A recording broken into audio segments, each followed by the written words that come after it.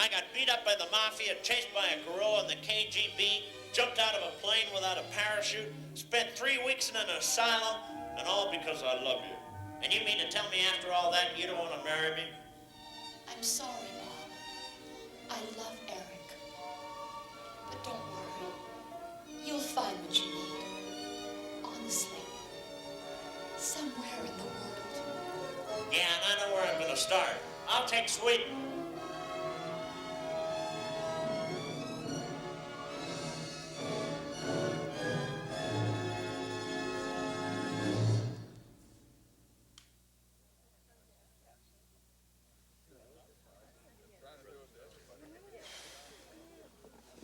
Boy, there's a real pro for you. I mean, that delivery, that cavalier delivery, I mean, he just slays everybody with it. Ah! Oh, my leg. Well, where was I? Well, yeah, hope. One line from hope and you're devastated, left speechless.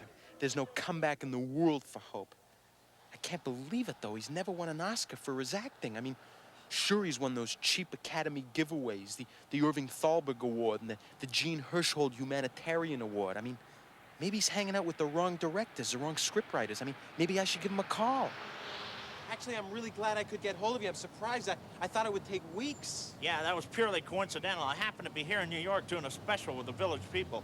Have you seen those guys? Boy, they're wild. No, I've read about them. I mean, they're really not my cup of tea. I mean, my idea of macho is like a really smart sport jacket, you know? Yeah.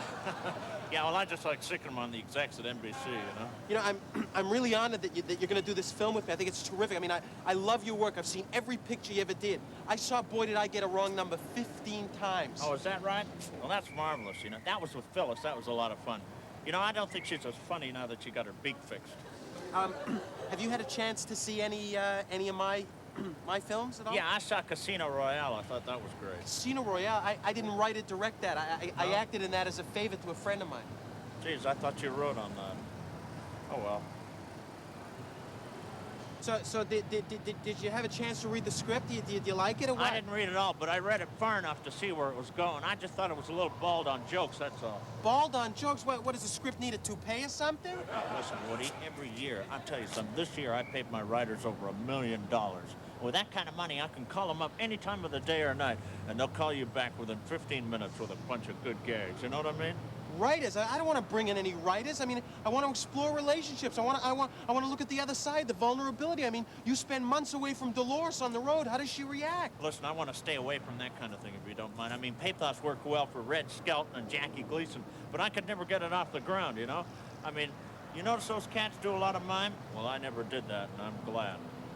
Dealing with the open-mindedness of Pope Innocent III. Look, Woody, I don't want to pull rank on you or anything, but, I mean, I do this kind of stuff all the time. When you're in New York, you give them the Big Apple stuff. And when you're in Chicago, you give them the Windy City kind of thing. I mean, that's the stuff that really slays them. I mean, last year I was in St. Louis. I can't believe this. I mean, what am I going to do? Edit a different print for every city that this film plays in? That big art thing, that McDonald's Wait a second, maybe it's not such a bad idea. I mean, it'll make the critics happy. What am I saying? I'll be editing until I'm 90. Are you listening to me, Woody?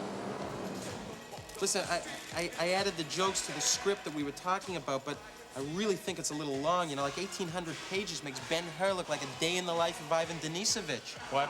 Mr. Hope, stand by, please. Yeah, I'll need touch-up before I go. Makeup. So we got a leading lady in this thing for me? Well, it's not really a leading lady, per se. It's... What, you got a troop of gals?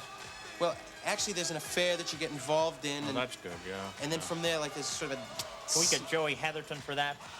Well, actually, for that, I was looking at a terrific actress. I don't know if you know her, Diane Keaton. She's really, really, really great. That string bean that was in your movie?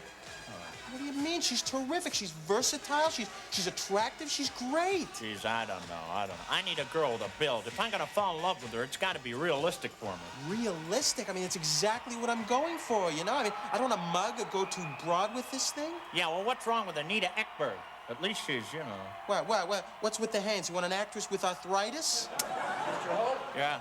Okay, look, Woody, you hang loose, okay? I'm gonna be right back. Look, your mood ring's turning black. Take it easy, boy. Take it easy. Mood ring? What is this, 1968? And now, ladies and gentlemen, Mr. Bob Hope.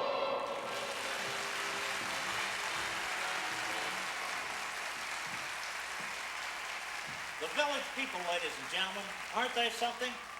They're the first rock group to stay at the Waldorf Astoria and request bunk beds.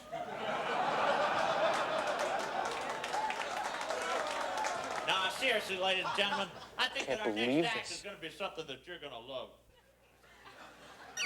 Stay tuned for more Bob and Woody on the SCTV Television Network.